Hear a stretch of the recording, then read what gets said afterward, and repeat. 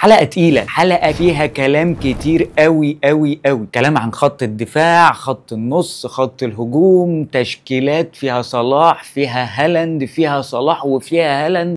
اهلا بيكم في حلقة جديدة من حلقات اللارة، واول حلقة من حلقات الفانتزي موسم 25-26. قبل ما ندخل في اي حاجه حابب اشكر اي تو زد ستوديوز على استضافتهم ليا بشكل خاص. انا مبسوط جدا جدا جدا وراضي جدا بالكواليتي اللي طالعه. انا ما كنتش احلم ان انا اطلع الكواليتي دي في اي يوم. حابب ان دي تكون اول حاجه انا اتكلمت فيها في اول حلقه ليا في موسم 25-26. بسببهم انا قدرت اطلع كواليتي زي دي. حابب اشكر ماركو، سامي، عزوز، كل حد شارك في ان الكواليتي دي تطلع بالشكل ده في الاستوديو. كل حد شارك في ان الاستوديو يكون فيه كل الاكويبمنتس والاضاءات والحاجات اللي انت محتاجها كلها هتقدر تلاقيها في استوديوهات اي تو زد. من غير كلام كتير خلونا ندخل في الحلقه، ولكن قبل ما ندخل ما تنسوش تدعوا لغزه واخواتنا في فلسطين. ربنا يرحم الصحفي انس ويرزقه الجنه ان شاء الله ويكون من ضمن الشهداء، ويرحم يحيى السنوار ومن خلفه من الشهداء ان شاء الله. خلونا ندخل في الحلقه،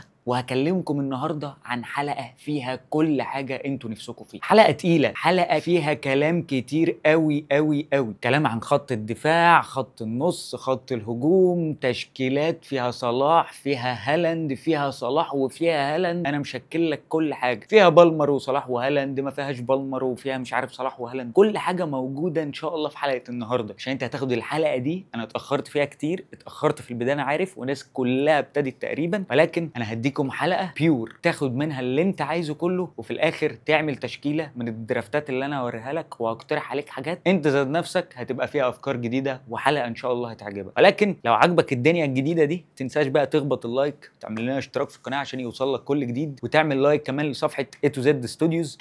انا نسيت الاقرع بصراحه، بس يلا بينا نخش في خط الدفاع. اول خط معانا. طيب انا ليه مش هتكلم في حراسه المرمى؟ انا سايبها للدرافتات. حراسه المرمى انا بالنسبه لي بفضل في ان انا اجيب حارس مرمى واسيبه لاخر الموسم ويسرح زي ما يسرح، او حارسين ب4.5 مليون. كل ده هنتكلم عليه في الدرافتات.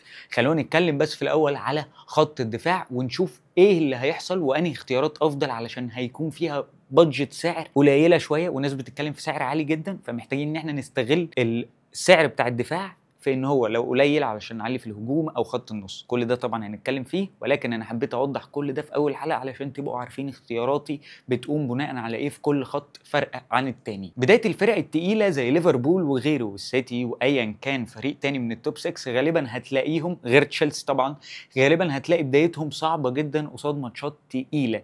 فما تجيبش حد منهم دلوقتي واتقل شويه. ممكن تجيب حد يكفرك بعدين زي كوكوريا مثلا، ده ماتشه سهل. ممكن تجيب حد غيره ان هو يكفر سعره اللي هو ب6 مليون، ده احسن حاجه ان مفيش مدافع اغلى من كده بالمناسبه. ممكن تجيب حد زي جبريل، ماشي هنفكر فيه، هو او سليبه كمان ممكن نفكر فيهم بعدين، ولكن الفكره كلها ان دلوقتي ماتشاتهم صعبه جدا، فبالتالي ما ينفعش انك تفكر فيهم. ممكن تفكر في حد منهم ليه بعدين، علشان لو حبيت تبيعه وتروح لحد تاني يكون معاك الفلوس اللي تكفيه من غير حتى ما تخسر فلوس او تخسر سالب 4 نقط. ماتشات كوكوريا كويسه فشخ بسعر ال6 مليون، وهو ده اللي انا بميزه بصراحه وسط الفئه السعريه بتاعت ال6 مليون، بعيدا بقى عن اسعار لعيبه السيتي او ليفربول او ارسنال، ايا كان مين موجود في الفئه السعريه دي او في البادجت دي. انا بفضل مارك كوريا من تشيلسي، بيهاجم، بيدافع كويس، ممكن يطلع كلين شيتس، ممكن يتشقلب، الدنيا كلها بالنسبه له كويسه في الفئه دي، حتى ماتشاته سهله نوعا ما. انا بفضل مارك كوريا عن اي حد تاني في الفئه دي كمدافع ب6 مليون، وممكن بقى بعد كده انطر معاه 5 مليون و4.5 4.5 الى ما لا نهايه. هبدا ادخل معاك في لعيبه تعمل روتيشن بينهم وبين بعض عشان ماتشاتهم كويسه. اول لاعب معانا 2 ب4.5 مليون، كونسا وفان بيساكا من ويست هام. اول ماتش هتبدا بيه لازم تبدا بوان بيساكا من ويست هام، هيلعب قدام ساندرلاند بره ارضه، ولكن فريق لسه صاعد يقدر يجيب كلين شيت نوعا ما. حتى لو هيستقبل اهداف فهو بيقدر ان هو يهاجم ويصنع فرص ويدخل لقدام شويه. هتبدا بعد كده 5 جولات او 4 جولات ورا بعض، جيم ويك 2 لحد جيم ويك 5 هتدخل بكونسا قصاد برنتفورد اواي، كريستال بالاس هوم، ايفرتون اواي، ساندرلاند اواي. بعد كده هترجع تاني لوان بيساكا في جيم ويك 6 وهتلعب بيه قصاد ايفرتون اواي.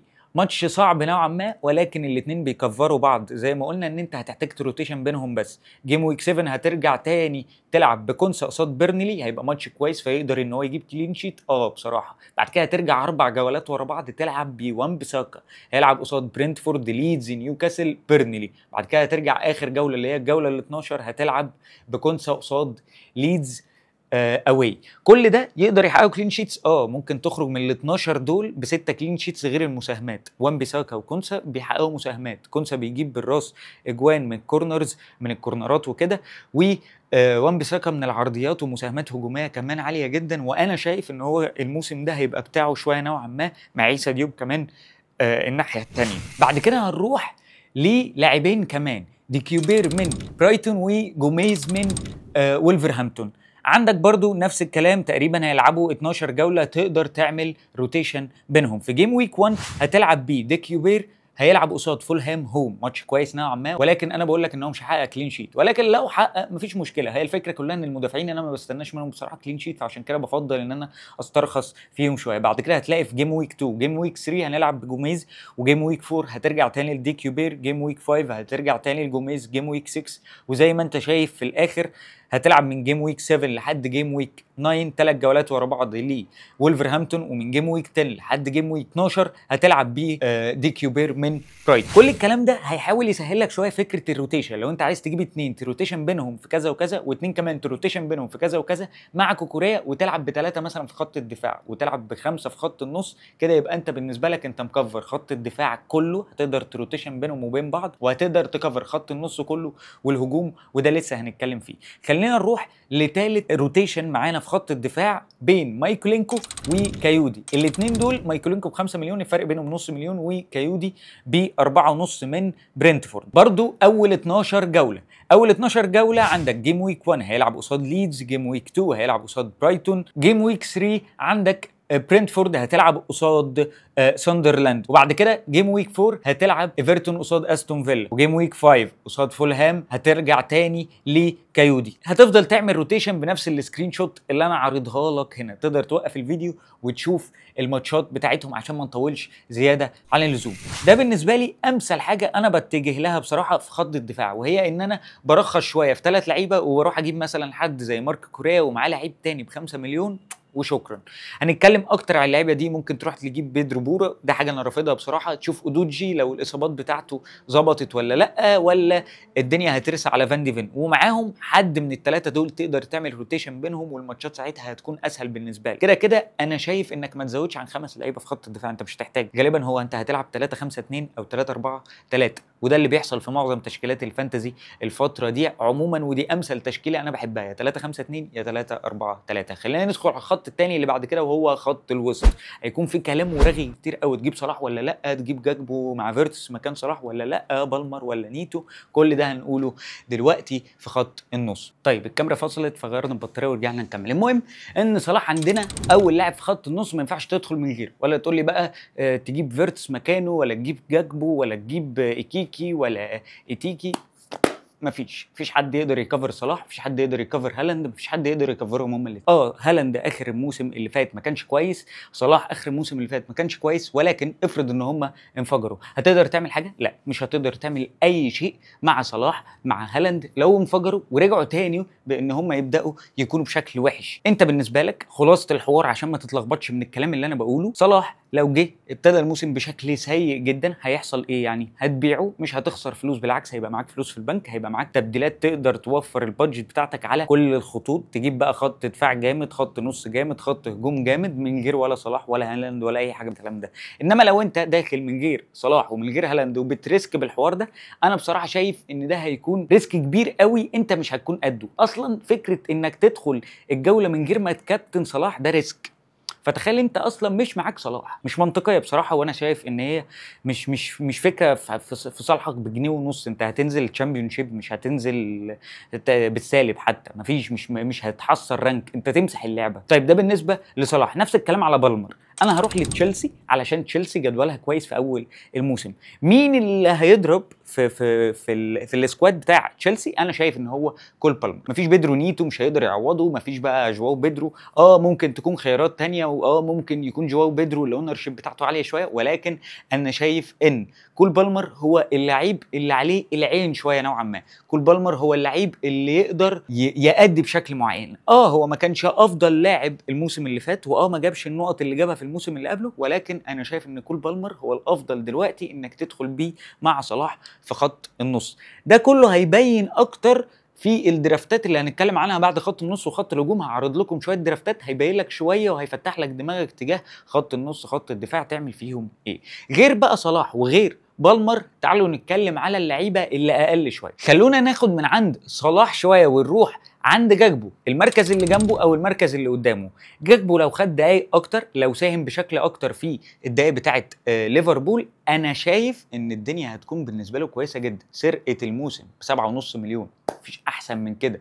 كل حاجه جميله، كل حاجه تمام، كل حاجه بالنسبه لي. انا شايف ان جاكبو هيأدي بشكل مناسب جدا الموسم ده لو لعب بشكل اساسي واثبت نفسه، خصوصا ان ليفربول لحد دلوقتي ما تعاقدتش مع مهاجم غير، يعني بعيدا عن اللعيبه اللي هي جابتهم، انا قصدي على ايزاك عموما ما جاش. فانا بالنسبه لي شايف برضو ان من ضمن اللعيبه المهمه قوي قوي قوي كودي جاكبو في ليفربول، ولكن استنى شويه شوفوا ايه اللي هيحصل في التشكيله وارني سلوت هيعمل معاه. لعيبه مانشستر يونايتد بتتمثل في 3 لعيبه: برونو، بويمو، كونيا. برونو مرفوض بصراحه. ليه؟ انا مش شايف ان هو ممكن يأدي، بقاله موسمين مريح، ده الثالث. العين هتتحط اكتر على سعر بويمو وعلى سعر كونيا، الاثنين اسعارهم مناسبه، الاثنين بيأدوا اداء مناسب مع وولفرهامبتون مع برنتفورد، الاثنين كويسين فانتسيا، هم بيجيبوا نقط معروفين. لسه ما شفناش ادائهم مع مانشستر يونايتد هيكون عامل ازاي بالشكل الكافي، طريقه لعبهم، فده مضطرين نصبر عليهم شويه. ده كله لازم نتقل علشان نشوف ايه اللي هيحصل في طريقه لعب مانشستر يونايتد. فانا شايف ان انا ما بفضلش الصراحه ان احنا نجيب حد من مانشستر يونايتد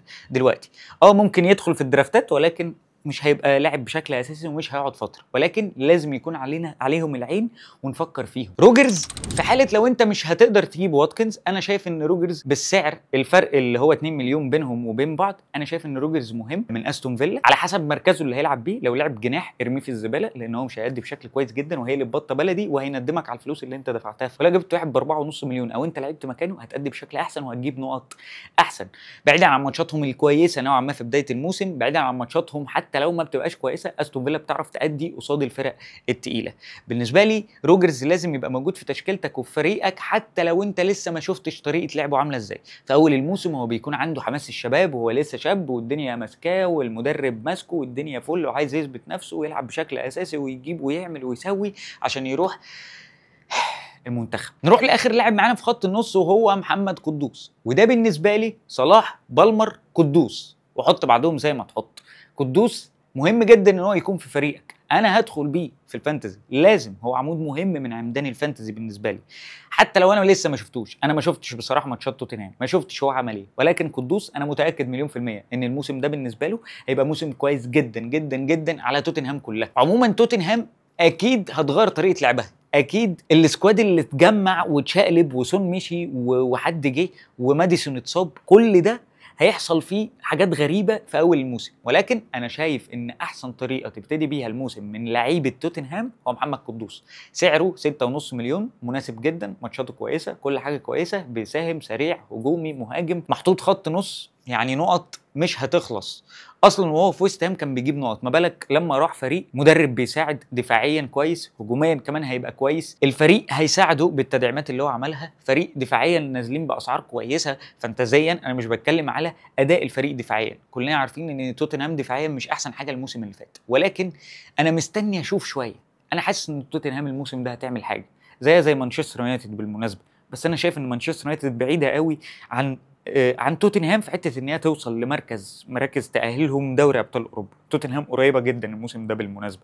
هتقول لي رغم ان سون مشي، رغم ان ماديسون مصاب، رغم ان سولانكي اداؤه فوق تحت كيرفات، مش منطقي. انا بالنسبه لي مقتنع اقتناع تام ان توتنهام هتعمل حاجه الموسم ده. توتنهام داخله الموسم الناس كلها حاطه العين على لعيبه توتنهام، فان دي فين، اودوجي، كل الكلام ده. محتاجين نركز مع لعيبه توتنهام بصراحه ونسبوت عليهم شويه، ومن ضمن اللعيبه اللي انا بسبوت عليهم شخصيا هيكون محمد قدوس اللي مشي من ويست هام وهو عامل فورمه عاليه جدا جدا جدا. طيب بالنسبه لي لعيبه الهجوم عندي فيهم 6 نقط هقولهم بسرعه. هالاند ب 14 مليون لازم يبقى موجود. هتقول لي اداؤه وحش، هقول لك في بدايه الموسم بيبقى منفجر، فانت لازم ما تبقاش بتفكر انك تسيبه. لسه الاونر شيب بتاعته قليله فشخ، هو ديفرنشال 20% تقريبا او 25%، فبالنسبه لي سرقه بصراحه. هو ب 14 مليون وسرقه، دي اغرب حاجه انا شفتها.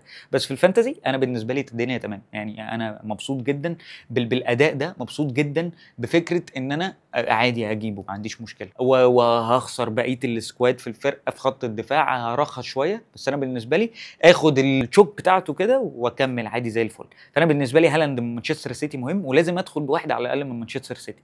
طب ليه ما ادخلش بمرموش؟ لان انا مش ضامن مرموش هيلعب اساسي ولا لا بصراحه. مرموش مش هيلعب 90 دقيقه، هالاند لما هيلعب ال 90 دقيقه، ولو قعد دكه هينزل دقيقتين ويخزوقنا كلنا مفيش مشكله. بس مرموش انا مش ضامن، انا ما اعرفش، الله اعلم، مش عارف. طيب ولو شلت هالاند هل ممكن ابدله بجيورجيس وجواو بيدرو واجيب مش عارف واتكنز واعمل كل ده؟ منطقيه شويه نوعا ما، ولكن انا شايف ان احنا ممكن ناجلها شويه بعد 3 4 جولات، نصبر على هالاند، لان هالاند زي ما قلت بينفجر في اول الموسم، فيتقل شويه. وبعدين كل ده انت لسه ما شفتش طريقه ارسنال برضو. انت كل اللي بيتعمل في البري سيزون ماشي، هو بيوريك شكل الفرق، ولكن هو مش ده اللي انت هتعتمد عليه. ستيل انت بيحصل لك حاجات كتيره قوي في البري سيزون بتتغفل فيها. صلاح لحد دلوقتي ما عملش اي مساهمات، هتيجي تلاقيه اول جوله جاب جون، بسم الله الرحمن الرحيم، وانا بقول لك باينه قوي يعني. ولو ما جابش جون دي العين بتاعتي بصراحه، وهنزلها الحلقه الجايه واترول عليها واعملها لك ابيض واسود، واحط عليها الايفكت بتاع الكاميرا اللي انا شايفه تحت في الشاشه ده اهو، هحطه لك عليه. كل الكلام ده انا هعمله لك الحلقه الجايه. ليه؟ علشان حسدت صلاح دلوقتي. طيب تالت حاجه بالنسبه لي وهي كريس وود. كريس وود مهم لازم يتجاب، بس الفكره كلها في حته انا مش شايف هل هيكمل في الفورم دي ولا لا، هيستمر فيها ولا لا، الدنيا بالنسبه له هتبقى تمام ولا لا، كل ده مش عارف هل هو هيعمل ايه، انا ما اعرفش. كريس وود بس انا بحبه، فانا حاسس ان انا ممكن ادخل بيه، خصوصا ان ما حدش بيسبوت عليه، فانا حاسه ديفرنش، بس هو مش ديفرنش، بس انا شايفه في حاجه يعني هيأدي بشكل كويس. انا شايف وجود كريس وود في الفريق بتاعك مهم جدا، انك تخليه موجود معاك جنب هالاند. لازم هالاند يبقى موجود وجنبه كريس وود كمان. واتكنز زي ما اتكلمت معاكم، انت لو مش هتجيب روجرز لازم تجيب واتكنز، لو مش هتجيب واتكنز لازم تروح تجيب روجرز. بوين بسعر 8 مليون مرفوض، عندك ممكن تزود وتجيب واتكنز، يا اما خلاص هو بعد ما انتهى في خط الوسط. انا شايف ان خط الهجوم مش هيبقى مناسب، والناس كلها شايفه كده، والناس كلها بصراحه شايفه كده، حتى هو ذات نفسه لو سالت بوين هيقول لك هو شايف. فانا بالنسبه لي بصراحه بوين خيار مرفوض في خط الهجوم، لكن انا شايف ان هو هيعمل موسم كويس، بس ما حدش هيجيبه. ليه؟ لان النقط بتاعته هجوميا مش هتكون زي ما كانت بيجيبها في خط النص. فانا شايف ان وجود بوين في تشكيلاتنا هتبقى معدومه تقريبا من غير جوله جولتين ريسكايه كده وخلاص. طيب اخر لاعب معانا وهو جواو بيدرو، اعمل فيه ايه؟ سعره كويس 6.5 مليون تقريبا، الدنيا بالنسبه له كويسه، لسه رايح تشيلسي، كاس عالم، عملوا انجازات كويسه، سكواد مرعب، كل حاجه مرعبه. كل ده بالنسبه لي انا شايف ان جواو بيدرو ما تجيبوش برضه، اتقل شويه، الا لو الظروف حتمت عليك. يعني انت لو معاك هالاند وجيوجريس وهتجيب جواو بيدرو تقعدوا دكه اسكي، مع اني مش عايز اعمل كده، يعني مستحيل اعمل كده، لان انا مش هعمل كده بصراحه. انا بص، انا مش هوصل لمرحله ان انا اعمل كده. انا بالنسبه لي لا، انا جيوجريس وهالاند او واتكنز وهالاند وجيوجريس وشكرا. انما انا مش هجيب واحد ب 6.5 7 مليون، ما فيش واحد هجيبه باعلى من 5 مليون وما احطوش في تشكيلتي، بس لازم يتحط، لازم يشارك، هيبقى ليه وقت، وانا مستحيل اقعد جيوجريس دكه او مستحيل اقعد هالاند دكه. فبالنسبه لي اقلل سعر جواو بيدرو وشكرا. ده لو انا بلعب 3-5-2، يا اما هلعب بجواو بيدرو دايما، وساعتها جواو بيدرو مش هيجيب لي نفس النقط بتاعه المهاجمين الطبيعي، لان انا شايف ان جواو بيدرو مش هيقدر ياخد البلنتات من كول بالمر، والدنيا هتبقى ريسك شويه بينهم وبين بعض يعني. خلونا ندخل في اخر فقره معانا من فقرات حلقه النهارده. حلقه طويله ملمه بكل تفاصيل فانتزي الدوري الانجليزي، حاولت الخصها لكم، ودي اخر تشكيلات الدرافتات اللي انا حاولت اوصل لها. عملت لكم درافتات وجمعت لكم من كذا بيدج بصراحه، ووصلت لكام فكره عجبوني قوي قوي قوي، فلازم اعرضها لكم. هما 5 درافتات ورا بعض، هناخد في كل درافت دقيقه ايه اللي بيميزه. الدرافت هيتعرض قدامكم وهقول لكم ايه اللي بيميز الدرافت ده. وخلينا نقول اول درافت معانا، بسم الله الرحمن الرحيم. خلينا نخش في اول تشكيله معايا. اول تشكيله عندنا هيكون مكونه من حارسين، دوبرافكا وسانشيز، العب فيهم زي ما انت عايز. عندك كونسا، اولا اينا، كوكوريا، ويات نوري، ومعاهم واحد خامس ب 4 مليون. لعبوا ما لعبش شكرا، ايا كان كده كده هيبقى دكه. خط النص قدوس زي ما قلنا، محمد صلاح وروجرز ونيتو. للاسف ما عرفناش نجيب بالمر علشان هالاند هيكون قدام، ومعاه كريس وود. ريسكايه بس تشكيله فيها روجرز، فيها صلاح، فيها قدوس، فيها هالاند، فيها كريس وود كمان عنصر مهم، فيها مارك كوريا، وفيها حارسين جامدين نوعا ما. دوبرافكا ممكن مش هيلعب، ولكن عندك سانشيز ب5 مليون، ده هتحطه وتنساه. وبالنسبه لي كمان وجود ايات نوري هنا هي حركه ريسك شويه نوعا ما، فخلينا نكمل. دي بالنسبه لي التشكيله الاولانيه. انا ما بميزهاش قوي، ولكن هي بالنسبه لي نقطه قوتها في ان خط النص بتاعها جميل قوي ومتوازن. روجرز، صلاح، وفي لعيب من كل فريق تقريبا. خط الهجوم نفس الكلام. خط الدفاع، خط الهجوم بالنسبه لي عدم وجود جيوجريكس ممكن تبقى ازمه شويه نوعا ما، ان انا مش هجيب جيوجريكس من ارسنال. خلينا نروح لتاني تشكيله معانا. طيب تاني تشكيله معانا وهي هتكون دوبرافكا ودارلو. هلعب بدوبرافكا اساسي او دارلو ايا كان، الاثنين مش فارقين لي برضو. كده كده الحراس بالنسبه لي انا لو هجيب حراس ما بتلعبش مش هيفرق لي نقطه ولا اتنين. فان بيساكا عندي ب4.5، فان دي فين عندي ب4.5، اولا اينا ب5 مليون، كونسا ماتشاتهم نوعا ما كويسه، وجود اولا اينا نوعا ما كويس، انا ما اتكلمتش عنه عموما في المدافعين، ولكن فكره ان هو يبقى موجود وماتشاته كويسه نوعا ما، ودفاع نوتنجهام فورست كويس، وفكره اصلا انك تجيب حد من نوتنجهام جميله قوي. انا بفضل فكره وجود حد من نوتنجهام. خط النص عندي هيكون محمد صلاح، ميتوما، روجرز، قدوس، وارون رمزي، متوازن جدا بعيدا عن ارون رمزي يعني. جيوجريكس، وكمان عندك هالاند، وكمان جواو بيدرو. التشكيله دي انا بالنسبه لي بفضلها، ودي التشكيله اللي انا مايل ليها بصراحه جدا جدا جدا. ليه؟ عشان فيها قدوس، فيها صلاح، فيها ميتوما، فيها روجرز، فيها هالاند، وفيها جيوجريكس، وفيها جواو بيدرو. وكمان خط الدفاع فان بيساكا وفان ديفين، الاثنين دول اساسيين، معاهم اولا اينا اساسي، وتقدر كمان تروتيشن مع كونسا لو عندك حد في خط النص كمان مش بيلعب. كل دي تشكيله مناسبه قوي قوي قوي، فيها صلاح وهالاند، وكل ده تمام. تالت درافت معايا هيكون فيه بيكفورد، كولويل، فان ديفين، وفريمبونج، وكونسا، وستيف وبرنيز من بيرنلي، وكمان كيليهر الحارس بتاع ليفربول القديم. وعندنا في خط النص سار، صلاح، بالمر، روجرز، ندياي، وجيوجريكس، وواتكنز. عيب التشكيله دي ان هي ما فيهاش هالاند، ولكن فيها صلاح، بالمر، روجرز، ندياي، جيوجريكس. الفكره كلها هنا انك معاك بالمر مكان هالاند. فبصراحه التشكيله دي برضو عجباني، ولكن انا ما بحبش فكره عدم وجود صلاح من فكره وجود هالاند. انا بحاول انجز بسرعه في الدرافتات، حاول تركز معايا في كل كلمه علشان انا مش هحاول اطول في الحلقه، انا بحاول ان انا انجزكم بصراحه. طيب التشكيله الثالثه معانا انا ما بفضلهاش قوي، ولكن انا مضطر احطها علشان هي ما فيهاش هالاند، وانا بحب اتكلم على التشكيلات اللي ما فيهاش هالاند. ليه؟ انا عندي بالمر وصلاح وروجرز، وقدامهم جيوجريكس وواتكنز. هل هتتكفر؟ في كولويل كمان في خط الدفاع مع فان ديفين. الدنيا بالنسبه لي كويسه. بقيه اللعيبه نوعا ما. فريمبونج ماشي قشطه من ليفربول، صار من توتنهام، اوكي، ريسكايا، كونسا على الدكه اقدر اكفر بيه لو حصل حاجه في البودله.